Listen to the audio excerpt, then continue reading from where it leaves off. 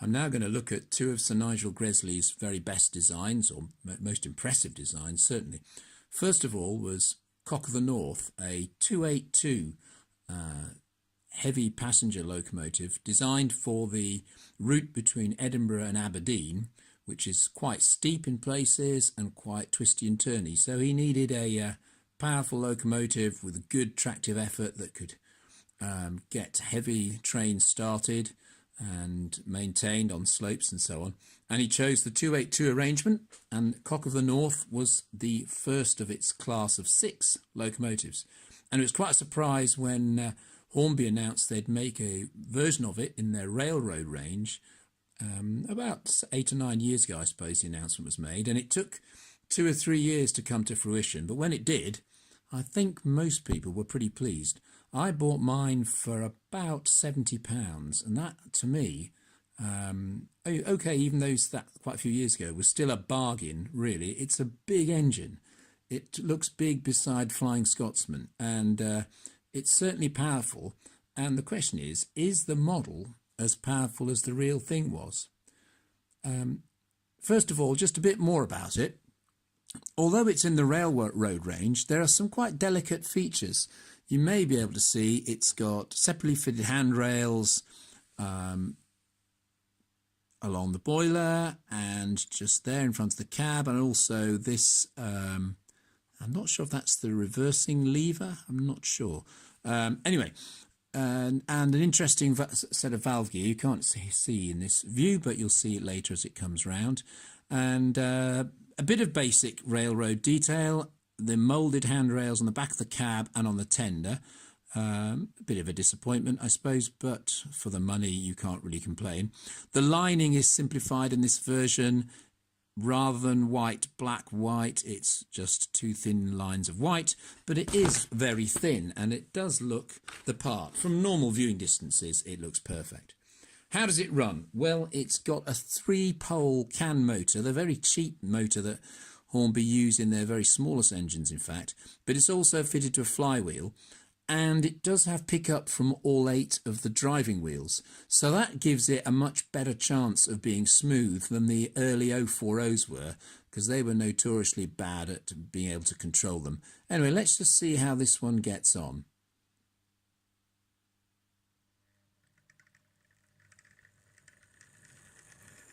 Pretty smooth start.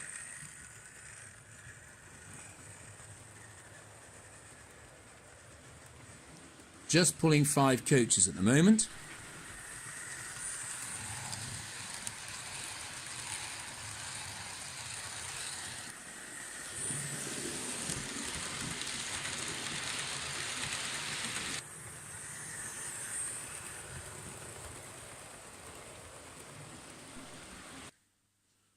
Right, so now I've got 11 coaches on the back of Cock of the North. They're all a mixture of Bachmann and Hornby Mark I coaches, some in crimson and cream, some in maroon.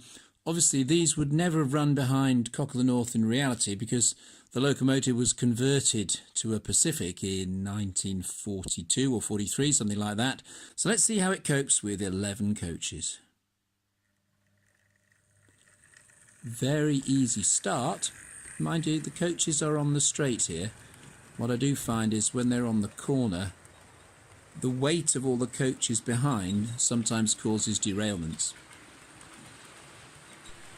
Now we'll see how Cock of the North copes when it's starting on a curve, again with 11 coaches on.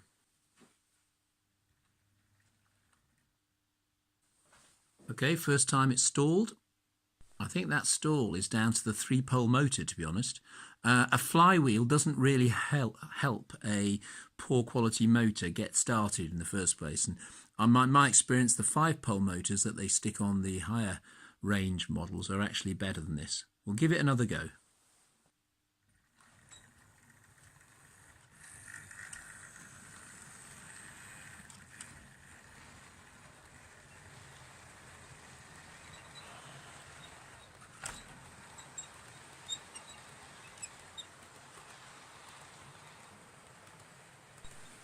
So this is on about 2/3 power on the controller, and it's going at a scale speed of probably about 70 or 80 miles an hour, so that's not bad.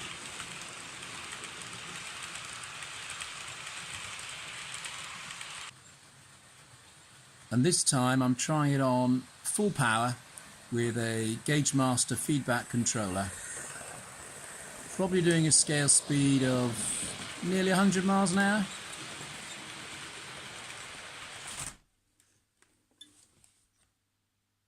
And after that last shot, the train immediately derailed, so I've gone back to hauling a 5-coach train at a good, sensible speed.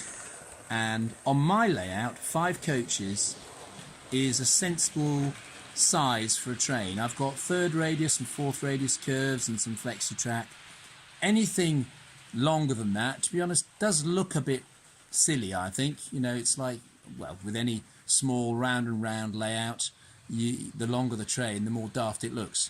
But usually 5 coaches works fine. Cock of the North could definitely pull more, it's just the coaches keep derailing.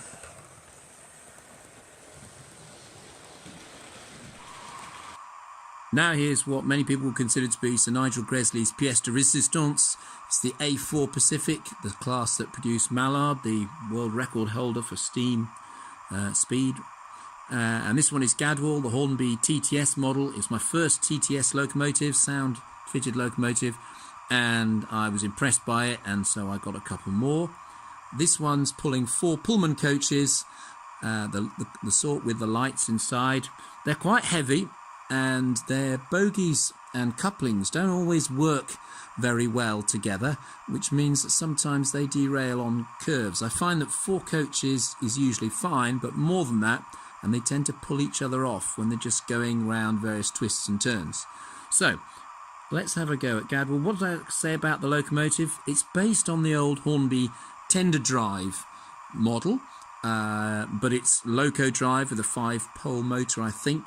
Certainly a very quiet motor in the loco. The tender here is the old wide version because it used to have the tender drive mechanism in it, and so it's not quite as realistic as it should be. The real thing should be narrower than that. The only other real compromise in this model is that the cab handrails are moulded finely as plastic rather than separately fitted.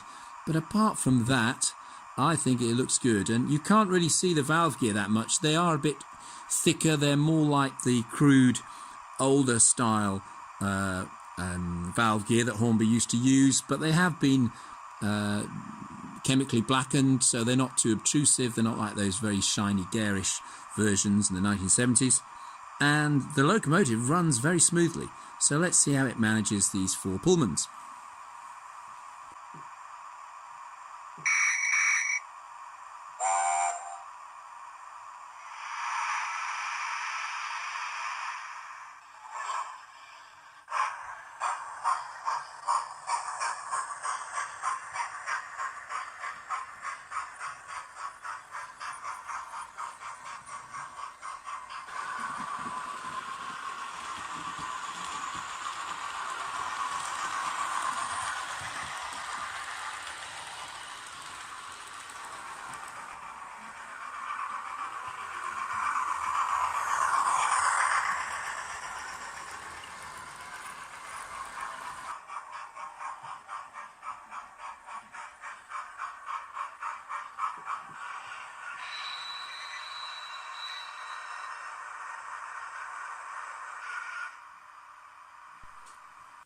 Now you can also buy Mallard as a railroad model, but I thought I'd show you my super detailed version of Falcon, another A4, to give a better contrast with the TTS railroad version you've just seen. This one is, I say, super detailed. Big difference is that, you might not be able to see there, they're not that focused on at the moment, but the handrails are all separately fitted.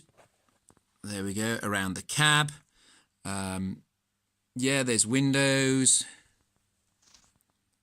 A few other bits and pieces at the front. You may not even be able to see them though, of course. And the lining is complete and it's accurate for the BR steam era. There we are, nice and focused now. So yeah, beautiful model.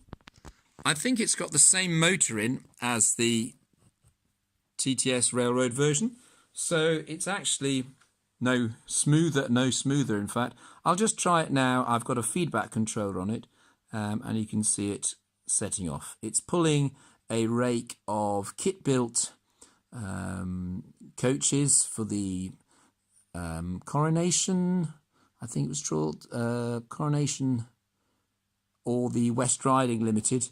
So these are available, well, they were available from a company called Mail Coach. I don't think they're available now though.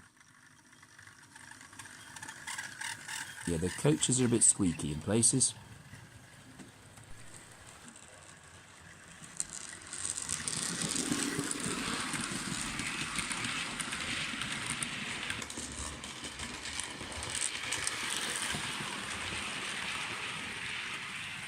I've just turned it up to about 3/4 speed on the dial, which is probably a good world record pace. Very smooth, relatively quiet, and yeah, yet another great runner. And I really must say that almost all of my recent models from Hornby have been exceptionally good. And a lot of people complain about the price. If you shop around, you can buy some of them at a very reasonable price.